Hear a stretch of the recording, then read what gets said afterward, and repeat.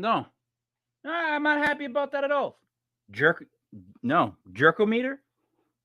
No, not happy. Not happy. It is June 28th, 2023.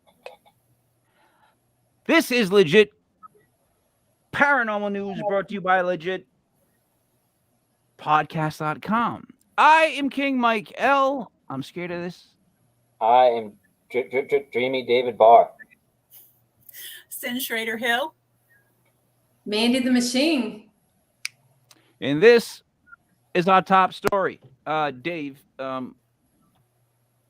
before you tell your story, I'm going to just tell my nonsensical ones really quick. Okay. You already look like you're in a silly mood, so yeah, let's roll with this. So these are some of mine. Sorry, a paper on there. Oops. So a Scottish manor once owned by a mysterious occult, is how they put it, who practiced sex magic as a member of a Led Zeppelin, is open to the public for tours. It was the house, castle, manor, I don't know what you want to call it, owned by Aleister Crowley, and then sold to Jimmy Page. I'm like guessing on his name for a second. Jimmy Page. I'm also trying to find my other footage of it. So apparently what was said was he would get people to come and they would practice sex rituals. And then what was told about Jimmy Page was that he studied Aleister Crowley and that he continued with those rituals. And actually, I just recently wrote a book about it, Cyn. I know you're a book writer. You can read all about that in my new book called Rock Stars Are Lucky Bastards. I love it. I'm sorry. Crowley was like a big influence back in his time period. Anyways, I wanted to actually make one retraction from a prior show. The Las Vegas footage that was on the back when they went into the yard, they went into the driveway, and then they said they couldn't go in the backyard because that was private property. And I got confused because I thought maybe the driveway is part of the yard, like you're already there. You called me there. Why can't I show the body cam back there? So I like to retract that. They weren't in the driveway. They were actually in the front yard. Yeah, they're in the goddamn front yard. The guy we had on Sunday night, the assistant director of MUFON, his name's completely escaping me. Shane was saying, no, they were already in the yard. Like, they were already there. So that, I like to retract. That's still a little weird. Dave, go right ahead. All right, so we're doing part 2. Last week we did conspiracy theories that were supposedly true. So I got some more for us this week. Okay. So wait a minute now. Are we going to be allowed? I got blurry. Are we going to be allowed to give our opinions of the conspiracy theories? We can do that. Whatever works for everybody. Okay, that sounds fun. Go ahead. All right. So we did 1 through 10 last week, I believe. So we're going to start with number 11. Makes sense. The top secret heart attack gun. So the CIA had developed a secret weapon that shot a tiny poison dart that consequently caused the heart attack. Victims were left with just a red dot on their skin, making it untraceable. So people were claiming this for a long time, and others were saying, it's just a conspiracy, but it turned out to be true. Wow. Huh. I heard about that. First Way, I've heard- way back. I remember hearing about that. I swear to you, like I heard about they had a heart attack gun. I think like an uncle told me. Yeah, I don't know how he knew, but I heard it like say dropped like a dot or whatnot. Is it, I just rhymed. It was a red dot that it would leave. You know what I'm trying to say? If you guys ever hear of the heart attack gun, Mandy No. or No. No. I mean, First I've heard of it. is it similar to a taser, but you aim well, it it at have to cause a heart attack? I'm guessing it's going to kind of have to be similar. Yeah. right? Right. Mandy, wouldn't you think so? If you had to build a heart attack gun, Yeah. I could think you? Could you build a heart attack gun? so. I don't know about that. She's pretty tech. I mean, hey, she's tech savvy, so you never know. Dave, continue. I'm sorry. All right, no, don't be sorry. Oh, I The am. question is like, how big was the dart, and did you have to like go retrieve it after it stuck someone in the neck? Oh man. It was a dart gun. Yeah. All right, that totally ruins it. They should say heart attack dart gun, Right, a tranquilizer gun, like and then that. it's no longer as scary. It's really not a heart attack gun compared to a heart attack dart gun. I'm sure they can develop something if they haven't already to Yeah. disrupt the heart, like electromagnetically or something. All right, Dave. Thanks for ruining our good mood. Go ahead with the next part. Number 12, the U.S. government planned to fabricate acts of terrorism and blame Cuba. So this was Operation Northwoods, and it was meant to commit acts of terrorism on U.S. soil to gain public support in the war against Cuba. Luckily, then President John F. Kennedy put a stop to the operation. We all kind of know what happened to him.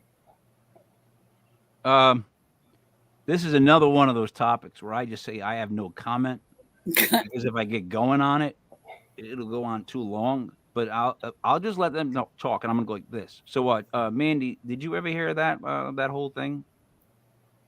I'm afraid I've not heard of this one either. Okay, so this was one where, in order for us to figure out a way to go to war with Cuba, we attacked one of our own, I think, subs or something like that. We claimed the ship was sunk off the island of Katunka. I want to say Katunka, but then I think of the wrestler. What's his name? Tatanka. Yeah, and I get stuck, but it's something like that. Mike, are you thinking of the Gulf of Tonkin? Yes, I am. That's I'm sorry, different. Vietnam War. That's coming up. My That's bad. coming up. All right, my wrong war. Hey, Wrong war. wrong war. My bad. No problem. All right, number 13, world leaders gather yearly at a campground in California. So this was supposedly a conspiracy, but every year some of the world's richest and most powerful men gather for 2 weeks at Bohemian Grove in California. All right. I mean, that's probably one of the spots they gather. Yeah. And there's like one for every week or something. Mandy? I mean, I agree with Cyn. I agree with her. That's probably just one location. I think it was more than just that. But let's say that location is true. Like that is definitely a fact. There is, as much as you either love him or hate him, that Alex Jones footage is of a big gigantic owl, and they're all wearing robes. That's not fake footage. That's really creepy. Allegedly. I don't know what I'm alleged. Go ahead, Dave. I'm just alleging things. All right, number 14, the U.S. government paid for patriotic displays. The U.S. Department of Defense has spent millions of dollars to have sports organizations such as the NFL, MLB, NBA, and NHL put on shows to display American pride. So wait a minute. What's the conspiracy? The government actually paid for those sports organizations to do that stuff. All right, Dave, let me ask you something. Right now, I feel like I'm at a table, and you just asked me what I wanted to eat, right? Okay. And then I answered you, and then you're asking me like, Well, what do you really want to eat? Like, what's the deal with eating? Like, I don't know why. I'm just where's the question? Of course, the government paid for stuff like that. Why would they not? Like, I don't know, how's but that- people said this was a conspiracy. who are these people? They didn't believe that the government paid for that. They were trying to say, you guys are just talking out your ass. I mean, Uh, that's actually, I would rather them pay for something like that than send our money overseas, but allegedly overseas. Excuse me. Yeah, if the government said that they taking like $1 billion away from the defense budget to buy flags, I wouldn't complain. You would hear me go, "That's a waste of money." Like, you know what I mean? No, I agree. I can't even chant USA, USA at a wrestling match I anymore. know that pisses me off. People get offended by me chanting that. I get offended by the fact that why can't I chant that, especially at a wrestling match? Are they a bunch of Iron Sheik fans? Iron. Now it's Iron. You, the Iron Sheik. Yep. Rest in He peace. passed recently, I know. unfortunately. That guy had the funniest Twitter ever. Yeah, he was crazy. Yeah. Oh yeah. Legitimately crazy. Oh yeah. What do you get next, Dave? All right, number 15, the government can manipulate the weather. This one's, this was called Operation Popeye, and it was a U.S. government weather modification program that used a technique called cloud seeding to increase precipitation over North Vietnam. Yes, I mean, we all know that this is a thing. Farmers do it all the time. So Yeah, I don't know why this was a conspiracy. But They can do a lot more now. A lot more. Mandy, where do you sit on that? You think that the government can control the weather? I do think they probably do. I mean, there's always something going on in the sky. There's always something going on in the news with the weather. I mean, it's possible. I think so. What about chemtrails? You don't think that's affecting stuff? I mean, it could be, yes. It could be. And plus, just by doing the science of adding, I don't know what substance, I'm not going to guess, but I know that there's something that they can add to the clouds to increase the chance of precipitation. Well, yeah, you go. Either way, they can make it rain. Like, they can kind of legit make it rain. It's all about the whole moisture and how you pull it, and something gets dropped, and they've been trying that. So to say that they can't control the weather, of course they can. I mean, do they control the weather on a daily basis? I don't know about that. Like, I really don't know. But then again, right? We could be in that Jim Carrey movie. There was something that I had seen watching a documentary where the weather, it was like raining, it really wasn't like rain, but it was like this gooey stuff that was coming from the sky. Yeah. And nobody could figure out what this was, like Scotland or something, right? It all dropped on the town. Yeah, and they were afraid to touch it, and it was everywhere. I mean, it was on their land, their homes. I mean, everywhere. Yeah, so, it was Buffalo or Scotland, and I don't know why that makes sense to me, but because they're not even close. They're not even close. But it's one of those two, I think. But yeah, it was goop. They said it rained goop. They couldn't really tell you what it was. So that was a test. There you go. It wasn't exactly what they wanted, so that they threw that one out. They've got to fix it. Hey, you know what? Really quick, Cyn, let's say this without saying it, but when we went off the air on Sunday night show, right? And Buddy dropped, and what was his first name again? I keep doing this. Shane. When we started to ask Shane some more questions, and we got some answers, wasn't that something a little creepy? Did you feel a little creeped out after that? Did you not? Like, worried? You don't feel worried at all? I'm a little worried now. I'm a little worried about the whole thing. I am. I mean, you can overthink everything. So just if you start thinking about some of this stuff, it'll drive you freaking crazy. Our daughter's just east of Meeker. Wow. Meeker, Ohio. That's where I'm at. Meeker, huh? All right. Beaker was my second favorite Muppet. He's my favorite Muppet. Well, when my wife gets excited or nervous, I call her Beaker on fire. Because when Beaker's on fire and he's like, he just won't stop going by. But it's just, Mike, you know how they have how the Santa Clauses invade towns around Christmas time? They have a bunch of people that dress up like Santa Claus, and they all like hang out together. Apparently, on Halloween, there's a bunch of people that dress up like Beaker, and they just walk around cities, and That's it's hilarious. And I totally want to do it someday. Yeah. He's only second only to Pepe, the prawn. All right. So, huge chemtrail. Yeah. Again, I know they're changing the weather, and dang. So I believe that. What's next, David? All right, so not only can the government manipulate the weather, but number 16, the CIA controlled the U.S. media. This is called Operation Mockingbird, and it spied on members of the Washington Press Corps and paid journalists to publish CIA propaganda. It also funded student and cultural organizations and magazines. Now, when was that? When did they say that started? Let me see. Yeah, when is your study from? The 80s? Some of these are pretty old. Some of these are like from the 50s and stuff. All right, because they sound like facts. Yeah. Well, I've heard of something like this. Actually, not too long ago, I heard that there's a group of these people that believe the government is making these birds. They're mechanical birds, and they spy on you. They're spying on people. Actually, let me tell you something. We talked to somebody that was, again, you know what? I'm so vague because I can't remember names or exactly what we were talking about, but I know this was a show, and he was talking about surveillance things and how the government's making them. And he was like, don't be scared of the gigantic balloons going across the sky. Be scared of the little ones that you can't even see. Oh. And so that creeped me out. And then I have, Mandy, you're new. I speak for the dumb. DUMM.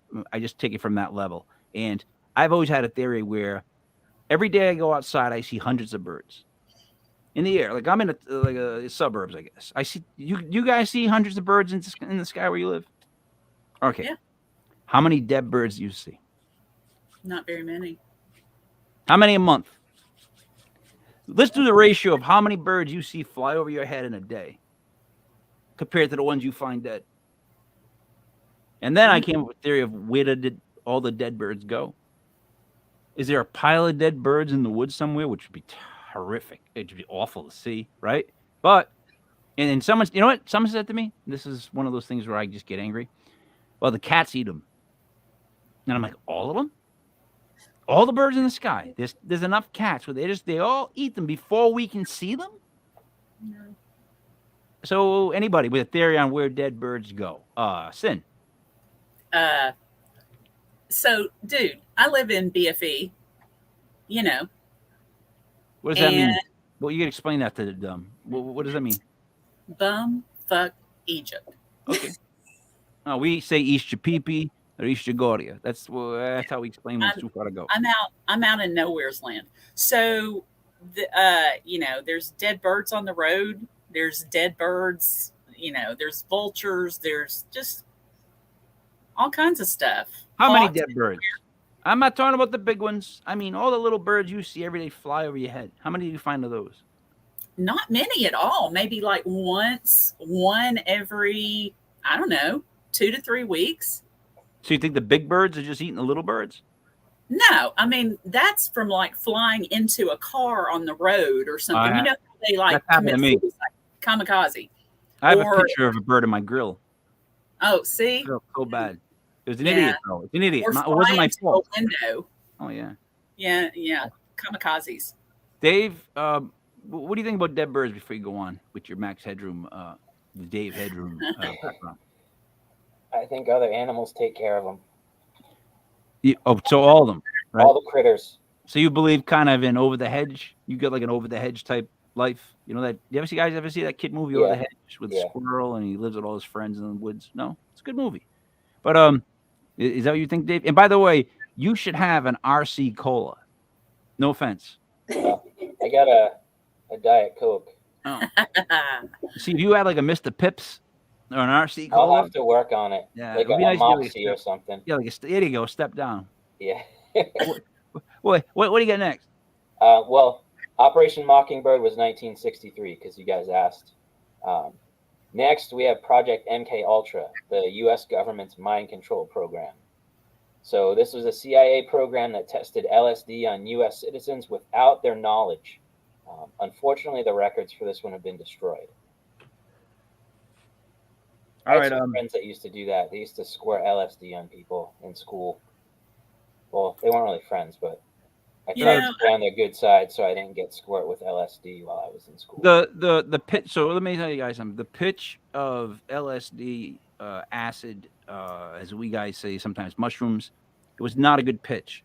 Like people would say to you stuff like, "Yeah, dude, it's gonna be great. Just you can't want it to stop. Like you can't control it. You just gotta go with it." That's not a good pitch for someone like me. I'm like, what do you mean you don't want it to stop? Like, what if I do? And they're like, well, you can't, right? So, no, I'm not going to say it's me. It's me. But I'll tell you a quick story.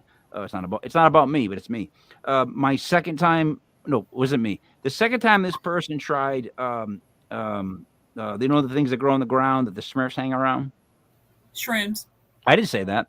So, second time, not me. The guy I know lived in the second floor apartment with the bandmates. Not me. There was another guy in another band. And his parents still live below because it was cheap rent for the guys in the band. And they may have done this around 9 o'clock.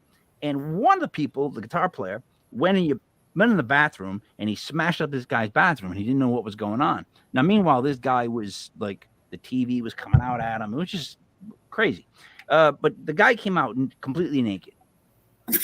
And that kind of made me nervous.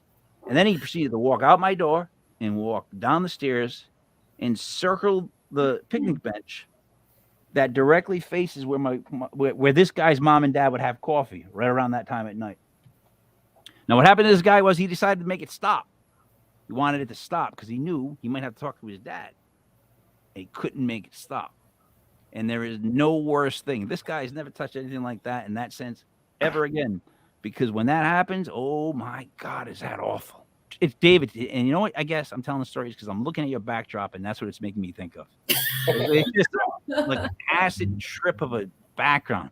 But yeah, I mean, the big thing about that was Charles Manson, they claimed, was the main, him and his group were MK Ultra. They claim that they were groomed for that. You guys have heard that before? I had not heard that. Mind control something. He I think he was giving them drugs and stuff. But I think it was more of a mind control thing he was doing. All right, so see, that's where I always the media weirds me out. When they say like he was giving them drugs. Look at those people. They were doing drugs. Yeah. Nobody was giving them drugs. It wasn't like he was going, take this acid now, and they're going, no, I don't. I want to go watch People's Court. No, it was take this. We're all gonna get wasted. They lived on, in my opinion, just tripping their, I want to say, the B word off the whole time. But again, that can be manipulated. So the government could have just been feeding the beast and then letting it happen, but trying to see what they can make it do, make it not do, how loyal they can make it. There's a lot of weird things about that. How loyal those people were. Like even at the courtroom, how odd that was when they showed up. That was like, I want to say crazy, but that's too on the nose. Yeah, it was just freaky. Yeah, there was something about their vibe. They definitely had that weird vibe. I think even if they weren't using drugs, I think they would still be putting off that weird vibe. Must have just been that time frame, I guess. To me, I don't know. So I don't see how Charles Manson could put out any vibe but weird. No, I don't. You could dress him up any way you want. It's just I just don't think he could pull it off. He just had this look in his eyes like he looked like a dog that at any point would just run in any direction. I've seen dogs that are like that, and it's just like, what is that dog thinking? Like I have no idea, and boom, it just runs. Like there was too much going on there. By the way, Mandy, if you get one more person saying hi to you, the rest of us are going to get very offended. I know Dave's already taking it very personal. He's written a letter to HR already because I could see it in my inbox. So I take it shared down a you notch. over to my page to Yeah, a just take lot it. of my groups. All right, just take it down a notch. Okay. Dave, what do you got next? All right, I got a few more. We'll go quick. Number 18. Yep. The U.S. government poisoned alcohol during Prohibition. Yeah. So the government added toxins to alcohol to try to stop people from drinking during Prohibition in the 20s. And around 10,000 people died as a result of them doing this. Wow. Interesting. So wait, you're saying that the government, right, fentanyl, decided that they were going to figure out a way, fentanyl, to stop people from drinking fentanyl and tried to mix illegal fentanyl products into fentanyl, the alcohol fentanyl. Is that what you're saying? Are you saying that the government fentanyl came up with something fentanyl to put inside alcohol fentanyl and fentanyl kill all the people that were doing it because they thought they were fentanyl addicts? Huh. Allegedly. Good answer. Huh. Man, I had a guy start talking to person I'm with recently, and he just started talking to him about that substance, not Pepsi, but the other one. And I'm like, what is this guy talking about? Like, why is he having this conversation right now? He doesn't know him. So I hear him say something like, but don't get it around here because they cut it with fentanyl and all this stuff. And I was like, at that point, I was like, all right. I stood up and I was like, I cut everything with fentanyl. He's like, what? I go, oh God, yeah, I put as much in as I can. He goes, well, that's going to kill him. I'm like, I don't like repeat customers. Like, I was saying anything to just be a jerk for as long as I could till he realized that I was being a jerk or what. He started laughing. I was like, screw it. You know what I mean? At least you got off the topic, though. All right, Dave, what do you got? What is next? All right, here's the one we touched on earlier. The Gulf of Tonkin incident didn't happen. So, Wait a minute. Stop. What do you mean wrong? What? No, wrong. Oh, yeah. Wrong. Wendy, No, not you. Wrong. Wendy, what you talking about, Willis? Yeah, what's wrong? You can't just say wrong. Nope, that's not him. Wendy, you can't just say wrong. It's wrong about what? You got to specify, right? Please. Who says wrong? Like, wait a minute. Did she think that we heard it on time? Is that the issue? Like maybe the minute I said something stupid, she said wrong. Is that what it is? That's probably what it is. Yeah. I'm waiting for the red buzzer from Family Feud to come up and go. About fentanyl. I never spoke to this guy. I never heard of him. He sounds like an Italian guy who cooks pizza. If you're talking about the fentanyl, I don't know if I'm wrong about that. I don't know if I'm wrong about that. Just kind of weird how all of a sudden there it was, and now it's in everything. I don't know. Yeah, and you can say that no, it's from down south. To which I would say to you, well, who's letting them in? Who do you think's making money? If there's money being made, allegedly, I don't know what I'm talking about. I'm just saying if that were the case, Wendy. You know. Next, Dave. All right, the Gulf of Tonkin. So according to the U.S. Naval Institute, the Gulf of Tonkin incident on August 2nd, 1964, where two U.S. destroyers stationed in the Gulf of Tonkin in Vietnam radioed that they had been fired upon by North Vietnamese forces, was faked in order to gain American support for the Vietnam War. Yep. So we got these two destroyers radioing saying we've been attacked, and it just rallies everybody, and they're like, all right, let's go to war. I mean, that was the most unpopular war, and anything they could to get some kind of support, some kind of, let's go do this, let's get this over with, anything like that. I could see them do any of that. I agree. Because people did not go. I had a friend who was in that war. He got sprayed with Agent Orange, and it messed him up big time later in life. And on top of that, he got spit on when he came home. He didn't choose to go to Vietnam. That's where he got sent. When he got home, he said people spit on him. He had tons of PTSD from the war and from that when he got home. a lot of that him getting spit on was because of Hanoi, little Hanoi Jane, and all that crap. You mean the social culture turned on the government sort of and made it unpopular? Boy, that sounds familiar. Let me talk about that whole thing, the whole Vietnam thing. What was the reason we went to war in Vietnam? To stop what? The spread of what? Communism. Communism, yeah. That's what Yeah. we were told, right? Once again, it wasn't a country really, but more of a word to sound scary. Yeah. Terror, communism. Yeah. So wait a minute. Are we really going to war for that, or is there money to be made? I know that sounds cynical, allegedly, but I am Italian. If you guys have a drink, here's to you. Halliburton. There's money to be made on every war. Exactly. Halliburton. Who's a great basketball player. What a rookie season he had, which is true, Dave. What do you guys think about all that? Not the basketball player, the other part.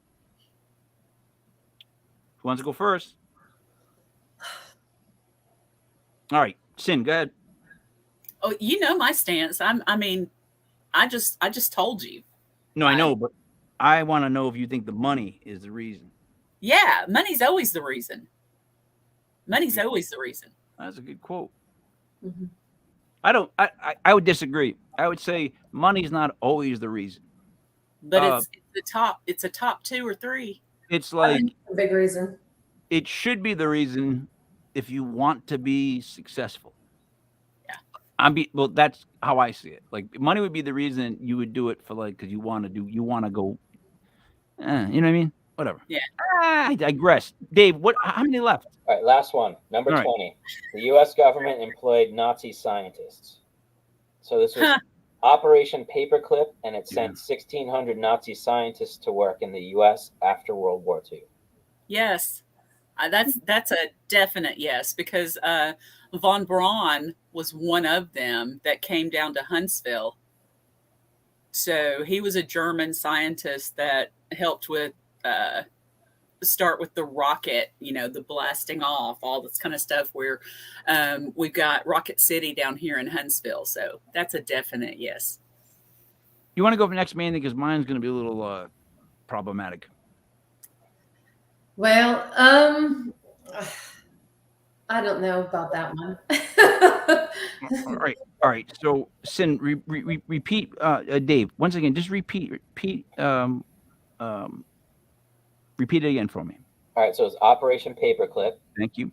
The U.S. government imported 1,600 Nazi scientists to the U.S.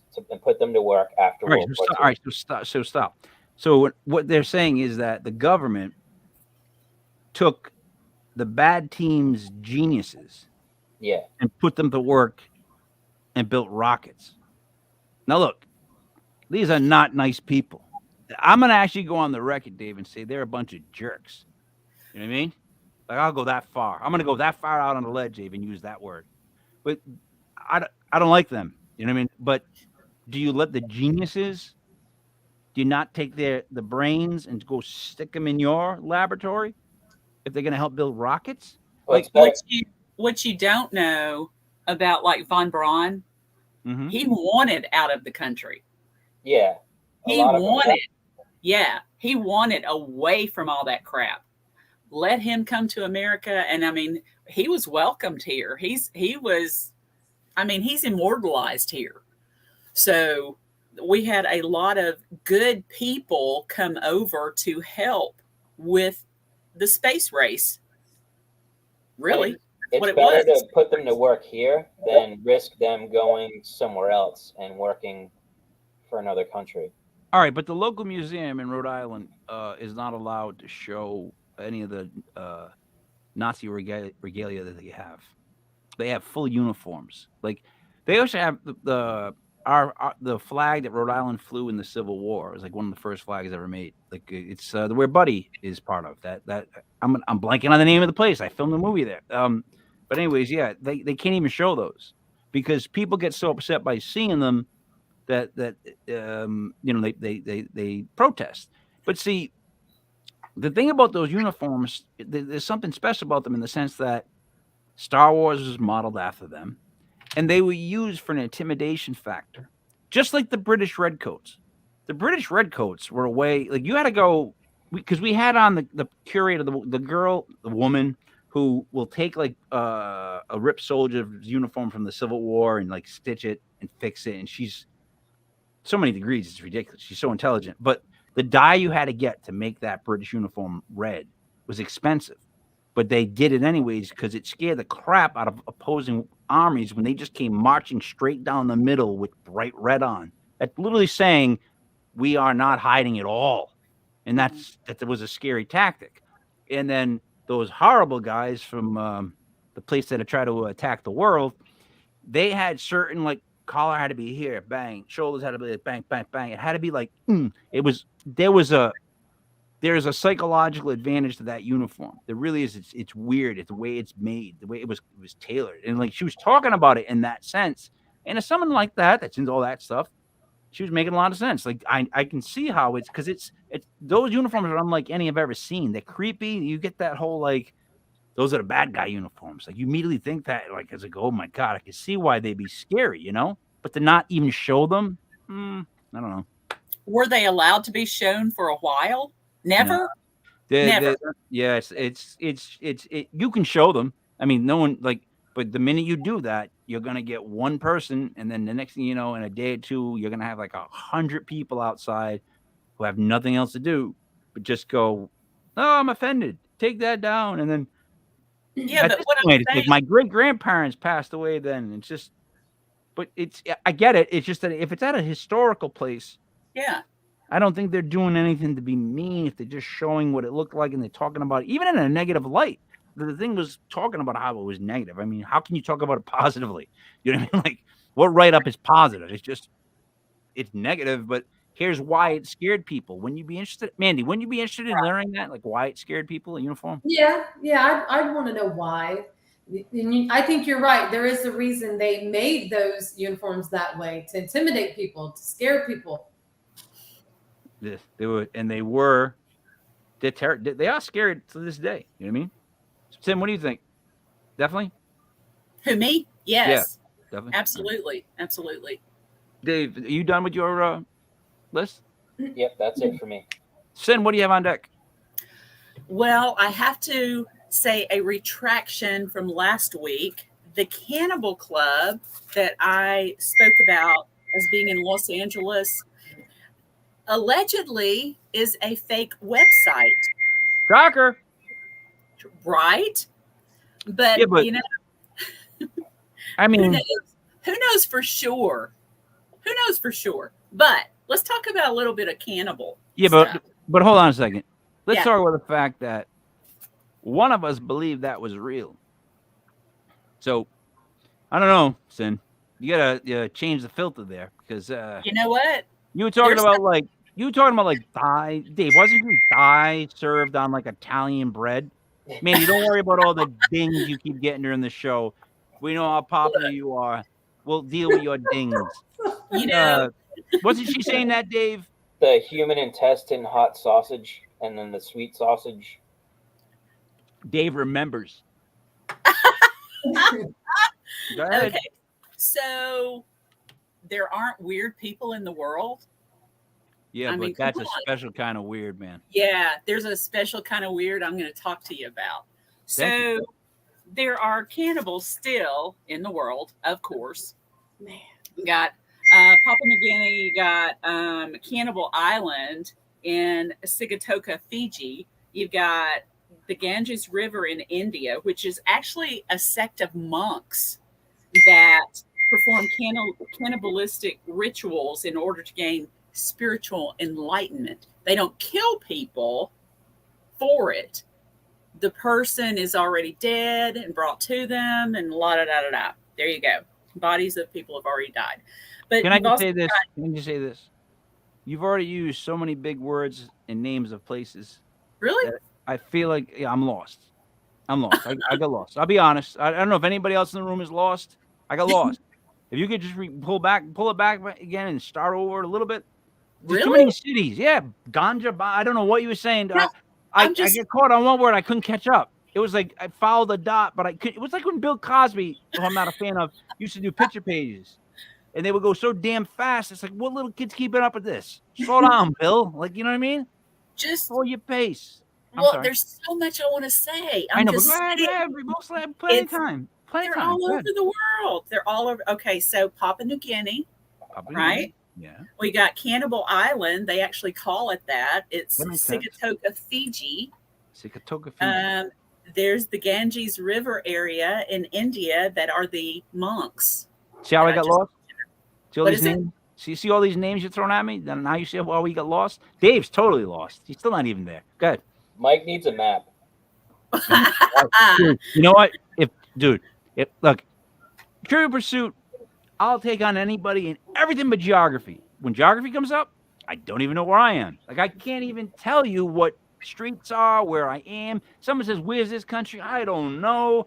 They fill out the map thing with my kids. Like, I'm helping them with change. algebra. I don't want to know. I don't want to know.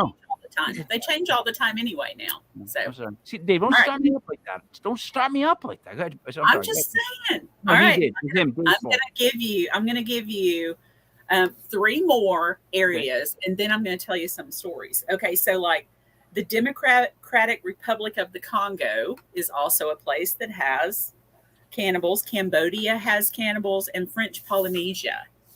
Right. So this stuff has been happening since before recorded history.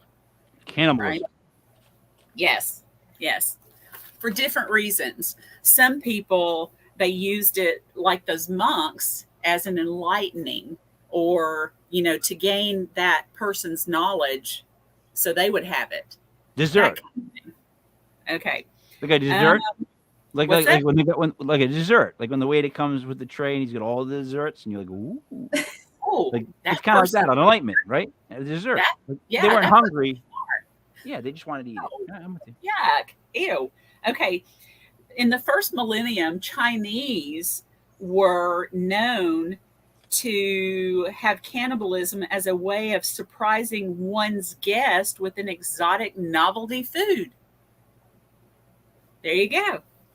In the Middle Ages, Tibetan Buddhists, Wait a minute. What's novelty mean? it's just something new and exciting.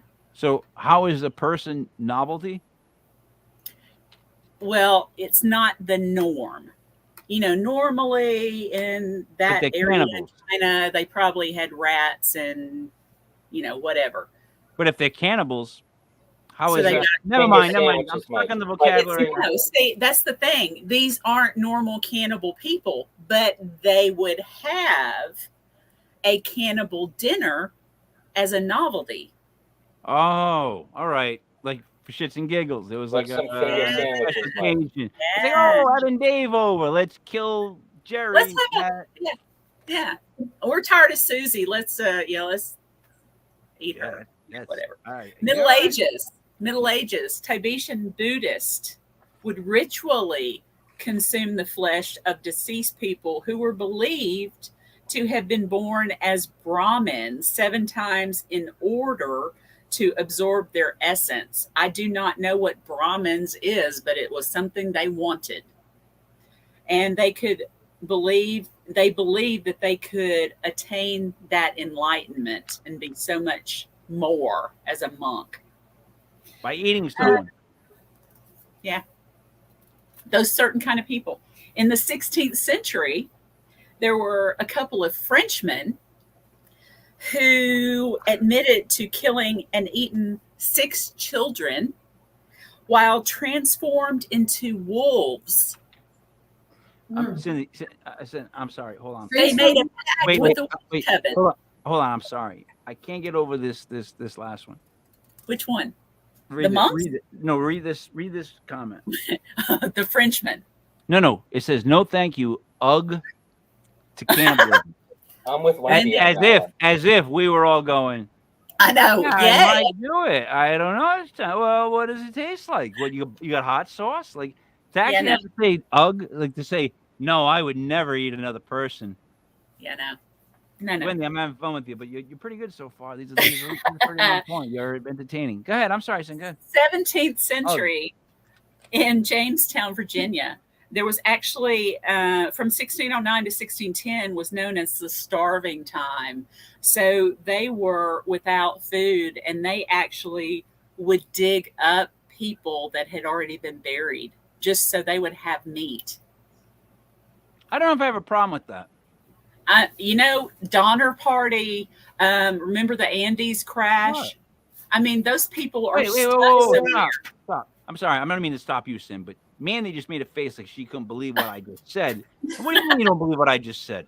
I'm just listening. I'm thinking more of the, how these people would, like she said back in those days, would eat other parts of people for empowerment, their beliefs. Kind of reminds me of how the Native Americans would, eat a bear heart because they wanted the strength of that bear. But people were eating other people, which would be, to me, is a little too far. But right. Wait a minute. Did you just have to say that for you, eating someone else is a little too far? What's going on with everybody with their whole cannibalism stance? I don't need to know you guys are against cannibalism. I kind of assume it. Dave's gonna go. When I really try, I don't do cannibalism. Now listen, you never know what's going to happen. You never know. What if you're stuck what if you're in a plane and the plane goes down and you're stuck and no one finds you and there's no source of food? That's why I said I'm okay with it, and you made oh my God face because I'm thinking that would be the only way I would. Mandy, I'm not gonna go dig up somebody that's been dead for 10 years and just chew on bones. No. I'm looking for someone recently dead without rotting meat that I can. I'm going to the bugs first. I'm going to eat the bugs first. I'm just saying. Yeah. That would be tough, but I would go that route first because I could get a lot of protein from, ants. That's some BS. That's the PR work. We all know that we all get stranded on a plane crash. We'd all be sizing each other up immediately. Oh, man.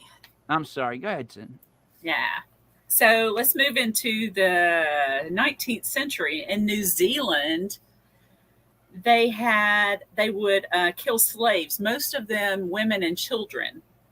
Mm-hmm. And it would be for something that they had done wrong, but they would use them as festive occasions, such as a coming of age or exhumation ceremony.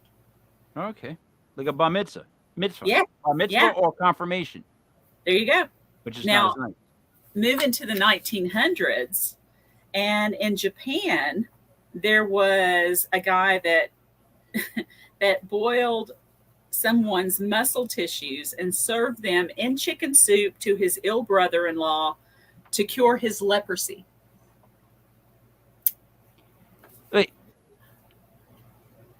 Just for the record, what you just said sounded like you tried to get more ridiculous as the sentence continued. Yeah, because you basically were like a clown fell into like a vat of demons, and you know what I mean? Like it was like what? Leprosy had to be at the end? Like Dave, did you follow that at all? Are you even still with us? I'm with you. Okay, I was following it. What did it mean? He used muscle tissue to cure the brother's leprosy, which is disgusting. And see, he's following me. Yeah. I had to check. I'm listening. All right, good. I'm just like blown away by some of this stuff. In Spain, I'm going on. Spain, they tried to drink blood of people that they had killed to cure tuberculosis. Wow, yeah, I've never heard of that one. I mean, yes, craziness. Okay, but here, let's go to the 1930s. And there's an Italian woman that actually turned bodies into tea cakes, ate them, and served them to her guests. What's wrong with that? What's wrong with that? You just don't piss off an old Italian. Yeah, what's this thing about Italian? What are you talking about? What's wrong with you? She tea cakes though. Tea cakes? I bet she doesn't rat. Maybe. All right, 1940s, Leningrad, the siege of Leningrad. There were actually reports of people cutting their own tissue off to have something to eat. I can't even fathom that. No. I mean, ow. I find myself disgusting. Like, I know me. I couldn't do it. Why would I eat that? That's gross. Like, seriously, I'd be at that point. Like, no. I would definitely eat someone else. Look, I'm going to go on the record and say I would definitely eat someone else before I ate myself. Yeah. I don't know what that means about me as a person, but I'm just not going to start on me. All right. Well, how many more have we got of these? How many more countries? I've just got a few more. If that's okay with you. I want to make sure Mandy gets on. Yeah. Okay. I keep forgetting that jet fuel isn't here to shoo. You know what I mean? Okay. Okay. So 1970s, the Vampire of Sacramento. I don't know if you guys ever heard of him, but the Vampire of Sacramento, Richard Chase, 8 parts of victims drank their blood to treat his imaginary illnesses. He was not sick in body. He was just sick in the head. In France in the 1980s, this guy actually killed a woman. Fast forward, because he moved back to Japan. He's from Japan originally. Killed someone in France, moved back to Japan. Japanese tried to get the French people to help them keep him in jail. They couldn't do it for some odd reason. This guy is living as a freelance writer in Japan. He's just I know this story. There's a guy that was in Japan that got convicted of cannibalism, and he tells a story very vividly of what he did about the woman that he ate. Like, seriously, and you know what? I think he made a cookbook. Not even joking. Pretty sure he made a cookbook, and he's like a weird, odd celebrity. Which, whatever. Yeah, I've heard some of their music, and I'm not a big fan either. Well, so it's like people taking the skin and making furniture, like king. You know. Well, I'm not a hunter, and I could not kill animals or put their heads up on my wall. No. Although I do have a cattle skull on my head painted as a New York Football Giant, but I didn't kill it. What am I going to do? I saw the skull. Good. I'm sorry, Cyn. No. That's okay. So let's go on to this guy. He was a child molester in 1996 that, of course, killed a bunch of kids, and he would have barbecues. He would have barbecues, inviting the neighbors over for a neighborhood barbecue. And the people always said, after the fact, after they found out what he was doing, that the meat tasted funny. Okay. I'm trying not to comment, so Mandy, don't worry. We can go.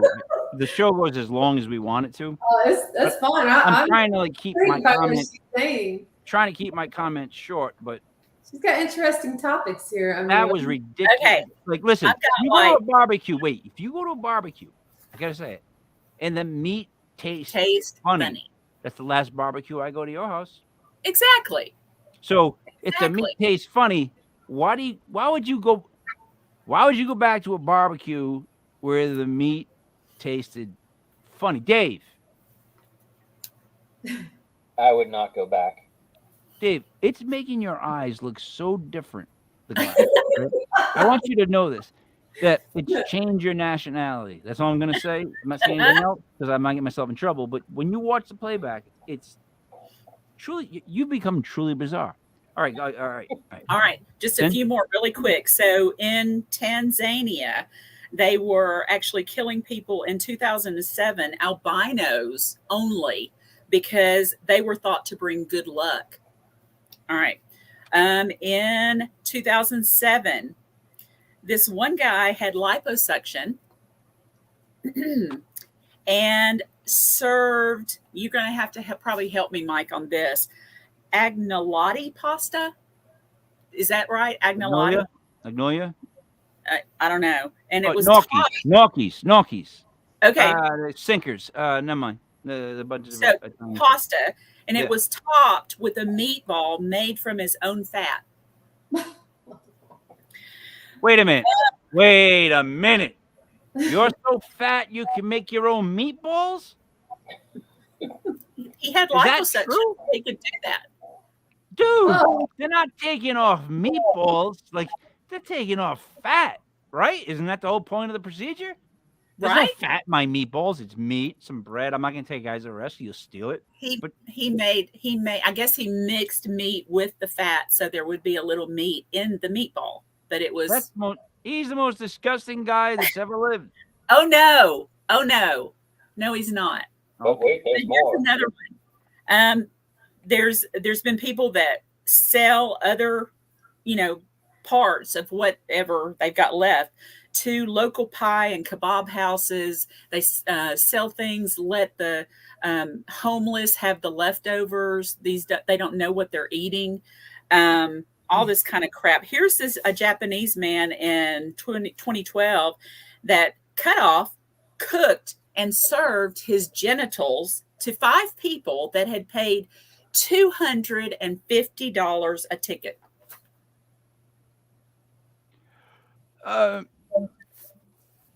Hi guys, this is King Michael, legit podcast, legit paranormal news. I would like to first publicly apologize for Cyn putting the image of someone trying to serve up their own testicles as a entree. I know it's gross. I can't think of anything worse. Back to Cyn. Okay, here's the last one. I swear, last one. Who's serving up that? Get out of here! This guy's got. Let me tell you something. He's got more problems than that. He's got 20 more. He owes his cell phone bill is overdue. He's got all kinds of issues if that's happening. Never mind. I digress. Go ahead. That's ridiculous. 2016, Yep. An American man made tacos for him and 10 of his friends. They knew what was happening. His leg had been amputated 3 weeks earlier. And so they used his foot and the area making meat for the tacos, and they ate his foot. oh no. So, if I were to turn cannibal, and I'm not saying I am, but if I say I did it, say I don't know, I woke up in the morning, I'm like, hey, I'm going cannibal, right? That's my new diet. I would not start with the foot. I know, right? That might be the last. I would go to the ass before the foot. I mean, like, I can't think of a part of the body I don't go to before the foot. The child molester and cannibal Albert Fish, back in the late 1800s, early 1900s, he said the best part of the meat was the rump because it had the most meat and fat on it. Are you trying to compare me? Are you trying to compare me to the gray man? I was not comparing you to the gray man. No, because I said, but no. Because he was known as the gray man, and he was described as gray as in color and gray in personality. Yeah. He's a real jerk. I said it again, Dave. I'm sorry, but he was. He was. So now, are we good, or what do we got? You good? We're good.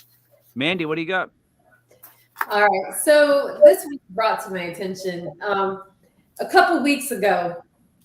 CNN News put out that there was a woman in her 70s who had passed away from a stroke, and she had cardiac arrest, the whole 9 yards, dead. And during her wake, she was knocking on the coffin, and they literally had to rush this woman to the hospital. There was no more reports about, what had happened from there. They put this post out there about this woman literally was not dead. But here's my thing on this. She would have had to have went through some type of procedure, like being embalmed, unless she decided she didn't want to have none of that and went right to the, right to her casket. No, yeah, there's no such thing as that. Yeah. You can't wait. You don't waive the rights to be embalmed. I've seen the contracts, and no one ever waives the rights to be embalmed. They take them out because you'll end up stinking. So I don't know where. They never said where this happened. They didn't say what state, what country. They didn't say, but this was This was posted by CNN News And this was recently? Oh, was this in another country maybe? a couple weeks ago. I'm thinking it had to have been. They didn't say where, but I've never heard of this, and I was like, there is no way. You know, there's Look, if they posted this story, it's ridiculous. It's preposterous. Dave, you got any more adjectives? Unless it's in another country that doesn't use the same kind of procedures we do and know in normal, countries. And Tim Lovejoy, I think he is correct. He just posted a comment. He read about this too. Ecuador. So that is definitely another place. Yeah. I mean, back in the day, they would put bells on the caskets. Just, they would bury people with these bells in case, they come back alive and their loved ones will be able to hear these bells ringing. Okay. And they were saved by the bell. Saved by the bell. Oh, don't Zach Morris me. Listen for a second. Sorry. That's what it was. Maybe I'm wrong about the embalmed part. Let's go with that. Okay. Say Ecuador has new rules. You don't have to be embalmed. But then that means they're stupid. That means they're the dumbest morticians you could ever have. You don't put a person that's still alive in a casket. That's rule number one. Dave, check the rule book on procedures, but I'm pretty sure you don't put a live person in a casket. I don't know. Call me crazy, right? You check. Yeah, but you've got medical issues where the blood pressure and your breathing gets so low and so slow that you appear dead.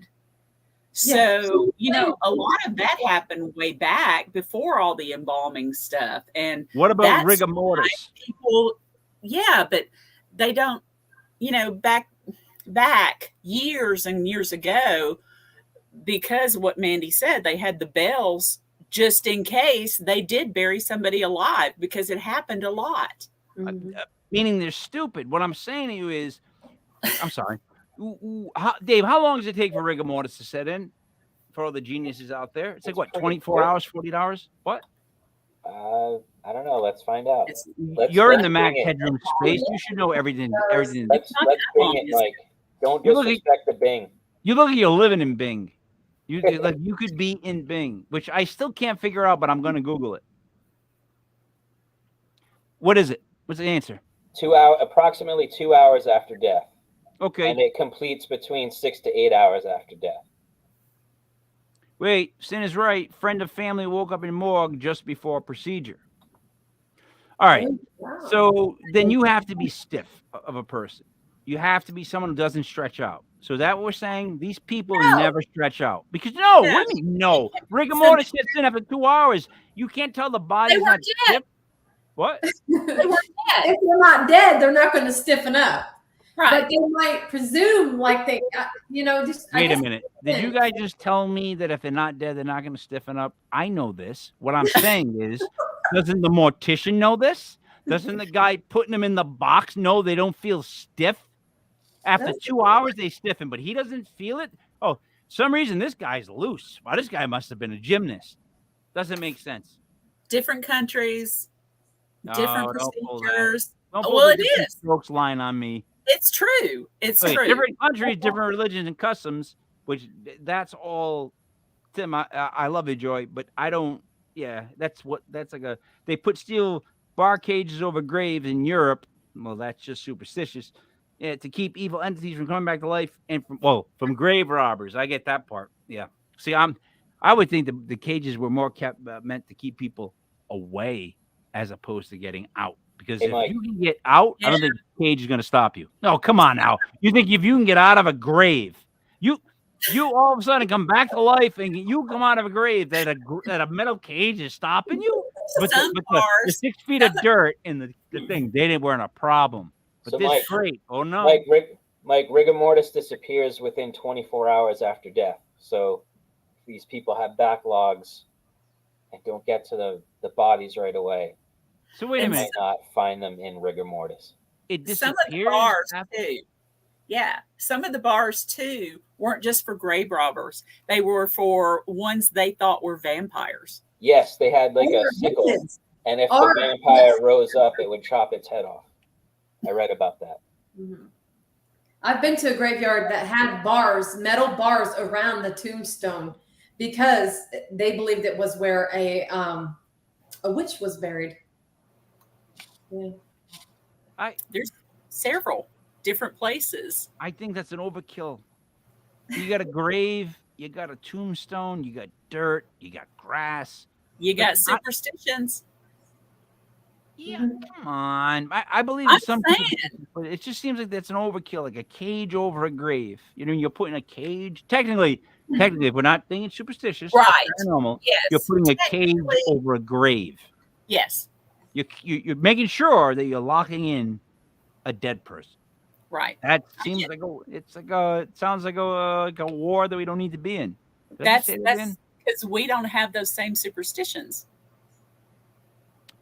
All right. Mandy, let me ask you this.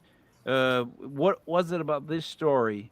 Because this is going to be revealing for the three of us that drew your attention. Was it which part of it was like, oh yeah, that's like what drew you in?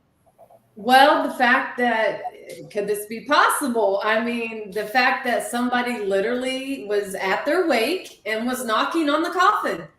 To me, that was very intriguing. It was like, what? Wait a minute here. What is going on? How is this possible? And it's kind of scary, if you ask me. Oh, terrifying. You ever see the movie Buried? Ever see the movie Buried with Ryan Reynolds? He's in the coffin the whole movie. Oh Probably. no. So there's a movie where Ryan Reynolds is in a coffin, the whole movie, and the whole movie is shot by this. It was a really good director. Every shot is inside the coffin, the whole movie. And here's the thing: only Ryan Reynolds could hold my attention that long. Like he's got the women, I get that, but the guys, he's entertaining, and he's he's self-depreciating. I like him. So it's just him within that box the whole movie. And that, Dave, was written by my next door neighbor, Chris Sparling. So Chris has written ATM, Intrusion, a couple things for Netflix, Sea of Trees with Matthew McConaughey. But that was one of his first movies. My next door neighbor, yeah. And then what's weird is that's like my young brother's best friend. And then my older brother's best friend won an Emmy for Rice Road Truckers in reality TV. Oh Right? wow. You think they would call me? So no, seriously. So all right, is it more was it more that you thought it was a sick thing, crazy thing, or that you put yourself in the position of the person doing the knocking? Yeah, and I'm a paranormal investigator too, so I'm thinking, okay, what is going on here? Did this woman? I mean, is it possible that maybe her soul left for a little bit and she came back? They never reported anymore. Did she have an experience? I mean, what happened? That was all that was reported. Nothing more. You said CNN, right? I'm not saying a word. Tim, what did I say? What did I say? What did I not? Did I say something other than buried? Did you guys hear me say something other than buried? I thought you said buried. Yeah. You know what? All right. I don't know. Maybe I'm late. Like maybe he said that before me. I don't know. Maybe I was stuttering through Now it. sometimes the comments, it takes a while to come through. But this is a good one. Let me read this. A Muslim, I'm going to say Baha because it makes me feel better. In Orthodox Jewish faiths consider embalming to be desecration of the body and prohibit is two words. So is there like a semi-prohibit? There is actually. It choosing cremation have no need. Did you just get like dope on me at the end? Because the end reads prohibit. It choosing cremation have no need. Embalming. She's typing fast, trying to get it in there. Listen, I know that, but I can't make Leave her fun of that. alone. Well, this is part of the fun. What are you talking about? So, yeah, I can see how they see it as a desecration because I've been to maybe 400 Italian wakes, Dave, if you got something to drink. And it's the creepiest feeling is hearing people say, it looks just like him, doesn't it? It looks just like him. And I'm going, no. I can't stand when people say that. I always go, no. And they're like, what? I actually, at the last one, my brother, see, both of my parents, luckily, were cremated. So because I didn't want to go through that. I remember seeing somebody with my brother, and we come to the line, and he goes, "Ah, just it looked just like him." And I'm going, "Are you listening to yourself? Like, are you listening to yourself? You're saying that it looks just like him, meaning that wasn't him. You're like saying that it didn't look like him, but it kind of looked like him, right? You know why I didn't look like him? You know why? So it was just a dumb thing to say. It looked just like him, as if. What's it supposed to look like? What do you mean, just like him? Does that bother anybody else? Mandy, Cyn? I've heard people use that term my whole life, so it's just. I mean, it makes sense what you're saying. Yeah. But Most of the time, people don't know what to say at funerals anyway. oh, I've no. Let me tell you something. One thing I do know is, and unfortunately, this is a fact. When you stand in line, say at a wake, whatever, you have to be like up front, like you're one of the first freaking people in the line. People sometimes get so nervous they say things that don't even make sense. Yeah. Like we laughed. Me and my older brother laughed about it later because some people literally came up. He's for it because I'm at a point where there's no one but me and my older brother and my younger brother. It's just us. There's no one else above us. So it's just him and then me. And for the record, they're both, not that this matters, but both my brothers are about yay high if I stood up, right? So I look like the dork. Like I'm always the dork in the middle. So I just stick out like that. But they came up and they would say stuff like, I'm so sorry she passed away. Stuff like, they all said, I just saw her. Like, that's always a weird one to me. Like, I'm glad you said that, but I don't understand why, like, you're GPSing her. Like, why are you telling me, like, I just saw her 3 weeks ago. And it's like, yeah. I didn't know how to compute that. So me and my brother, like, why does everybody keep telling us, like, when they saw her? Like, why is that help me out, because I'm not very sensitive. So why is that an important thing to say to somebody, like, when you last saw them? Dave, you're not sensitive. Wait, no, let Dave go first. He's totally insensitive. Did I just say that? I didn't mean it like that. I just meant you're not sensitive. I don't know how I'm saying it. Go ahead, Dave. I think they mean, like, they were close to the person. They still, I don't know. I don't know what to think, Mike. All right. I appreciate that. Saying, hey, I was close with the person. I just spent time with them. I'm kind of blown away that they're gone. Something like that. Oh, Tim, I know all that stuff. Yeah. Yeah, they sew their hands together too there, Tim. But I didn't want to go into all that stuff because it gets kind of gross. But they sew their hands together so they stay like this. But Tim, did you know this? That my Uncle Tommy used to put dog biscuits in all the people's pockets? What? You didn't know that, though, did you, Tim? Cyn, what was your thoughts on it? Wait a minute. What? Dog biscuits? Elaborate there. Why do I have to elaborate? This kind of makes just why? Sense. It was good luck. The Italians always put so much money in your pocket. They put and a dog biscuit? Yeah, case like it. Look, when Italians used to, first of all, they used to walk around the streets. They didn't drive, they walked. When you walk around back in the day, they were always dogs because dogs weren't on leashes. They weren't whatever. All the Italians around here carried dog biscuits because it's easy to stop a dog that runs up by the attack with a dog biscuit. So they always had a knot of money, a dog biscuit, a lottery ticket, and then something religious. Yeah. At that point, it didn't matter. It was all like other stuff. It was like Wheel of Fortune at that point. And I mean, just throwing stuff in their pockets. But Mandy, you're next. Your final thoughts on the whole embalming, or dare I say, not knowing that somebody is dead, and then not only they're alive, thinking they're dead, but then they're alive. How would you? All right, say you're that person. Say you survive that situation. Well, wait a minute. Say you have to survive the situation. There's no story. Say you survive that situation. Who would you blame? Well, I don't think I could blame anyone, because if I'm literally presumed dead, there's no heartbeat. I'm to them, I'm dead. I couldn't blame anyone. To me, I couldn't, because they're assuming I'm dead. That's what they do when they the coroner comes over, presumes someone dead. They most likely are dead. But they are presuming wrong, right? because you're knocking on the cat. Apparently they can at times like this, I guess. But I mean, it's rare these days, I would say. I've never heard of this before. Only back in the days, back when, before they did the embalming and stuff like that, when they put the bells in the caskets and stuff. But I've never heard of anything, so recent like this. Whether it's true or not, I don't know. But again, it is in another country. So, they do things differently in different countries. This is true. Dave, how would you feel about being buried alive? I'd be pretty pissed off. Yeah. I think I I would. figured you'd say something. I'm gonna have to have a bell in my casket or something. Give me a cell phone. I think I would find the guy that pronounced me Give me a dead cell phone. and have a little talk with him. Yeah, I don't. I would Or see woman. a lot. Who knows? There'd be- Could have been a woman that pronounced me dead as well. Oh, is that misogynistic? Was that what No. that was? No, I said guy, so I don't want to assume that the coroner's a guy. It could have also been a woman. Oh, you're giving equal rights to blame. I am. Yeah, that's the only time really people give equal rights. Blame. What do you guys want to say to wrap it up as we go around? Cyn, what would you like to promote? Show?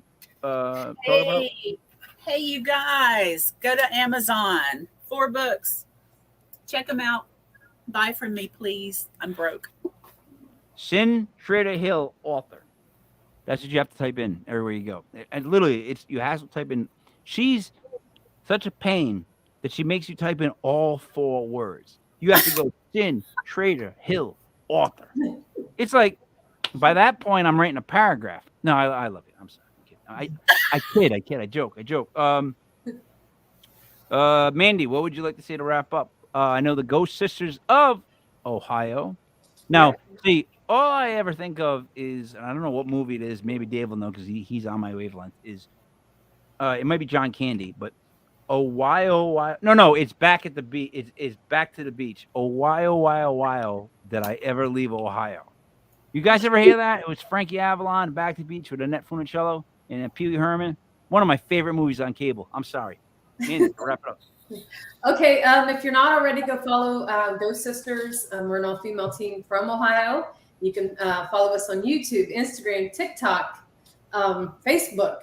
Also, if you haven't seen my show where I made an appearance with the Ghost Brothers, Ghost Brothers Season 2, Lights Out, The Shank. Go check it out. I've made an appearance on their show. You are also a medium, and you have a Facebook page for that, correct? Yes, and if you would like a mediumship reading, you can contact me. Go over to my page, Intuitive Medium Mandy, and send me a message, and I will set up an appointment to do reading for you. All right. So to put you on the spot, because that's what I like to do. If you are a medium, what vibe do you get from Dave? He's got a good energy with him, and I do think he's sensitive. He just probably isn't putting it out there, but I don't get anything bad with him. I get a down to earth sense of humor with him. What you see is what you get with Dave. Thank you, man. Even though you're saying what you see, what you get, and he's got a Max Headroom background. Okay. All right. He's describing his personality. He's sees what you get with him. All right, now do Cyn. I can tell she's very down to earth. She's a lot of fun, and I guarantee you she's a wild woman.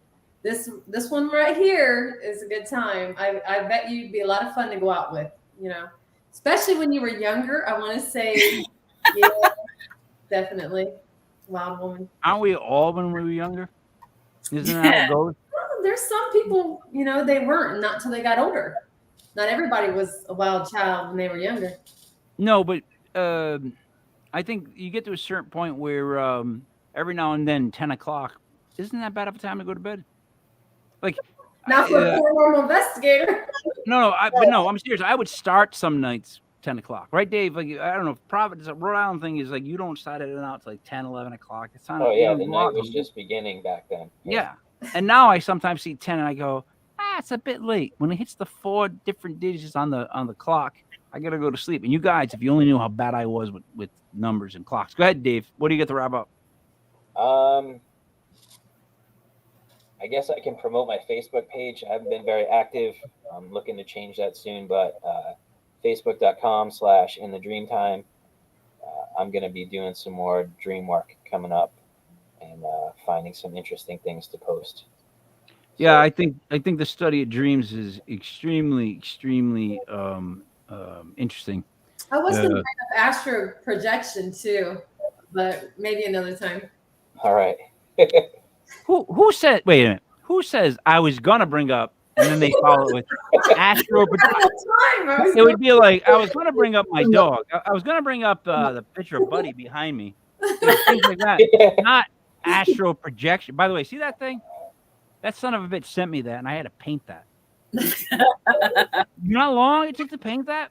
And my biggest complaint of all is that he's got a ginger beard, right? I joke about it. I joke with ginger. I like that. I like to joke about it. There's not a single color of red in that beard, but yet that's his beard. It's all oranges and yellows.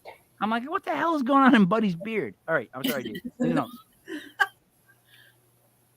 Anything else, Dave? Nothing? You good? No, that's it. All right. I want to thank Rick, Holly, Jackie, magician Rob Martin from Block Island Ghost Tours for last weekend. It was absolutely amazing. First of all, Rob Martin is a magician. That's why he's called Magician Rob Martin. He's extremely good. Like really, really good. Because I sat in and watched it, and he works the crowd correctly, and he's a tall, handsome guy. Like I kept telling him, use that handsome. I was trying to explain to him, like, because he's in the mirror and he's fixing his hair, and I'm going, dude, don't let people see you fix your hair. That's like rule number one. He should walk up to a mirror, look at himself, and do the Fonzie and go, and walk away as if everything's perfect. You don't need to fix it. I was trying to help the kid up, but he's really amazing, and the ghost tour was phenomenal, and the amount of drinking was tremendous. Oh, I had a great time with that. I saw part of the EVP session you guys did. So you actually had Tim walking around the island with you guys. So, like, you've been talking about complete access to the speaker, getting to hang with them.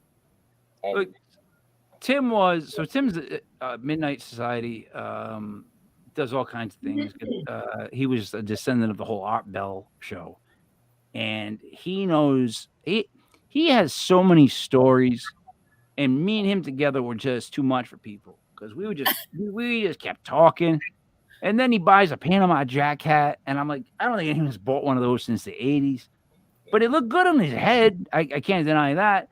And I remember the next morning, Saturday morning, after the first night of drinking, the first thing he could say to me was, how many shots did we have last night? Like as if he was up all night trying to figure it out, because apparently I guess he must have been a little sick, and he didn't get his sea legs back to like Sunday or Monday. But I was like 5, dude, 5. We did just 5, and he was, and I was like, he promoted us at 3 in the morning, I think, which was not a great promotion, but it is a great promotion for us. And it was like, I've been this drunk in like 20 years. And I'm thinking, anybody that knows him and family members, they must be these sons of bitches. Like, they got him come out to Block Island. They got him drunk. This drunk? But I tell you what, he was having a blast, and he is funny as all get out, man. And there's one thing I want to sign off with for him, and there's 3 rules in life. It's always get 8 hours sleep, never play cards with a guy named after a city, and never date a woman with the tattoo of a dagger on her body. If you take care of that, everything else is cream cheese. That's team. So, for Mandy the Machine, for Cyn Shrader Hill, author, for Dreamy David Barr, is me, Mike Liberty King Mike L. This was Legit Paranormal News, brought to you by Legit Podcast.com. Tomorrow night we have Thursday night. I do a back-to-back with Sarah Paranormal. We are doing the clip show at 8 and debuting the premiere of Legit Paranormal 101, where we will take people to my level, as dumb as we can get, and slowly learn terms so we can build our way up so that we can sit in on a conversation and we don't feel like we need to whip out a dictionary. Thank you guys all for watching, And we are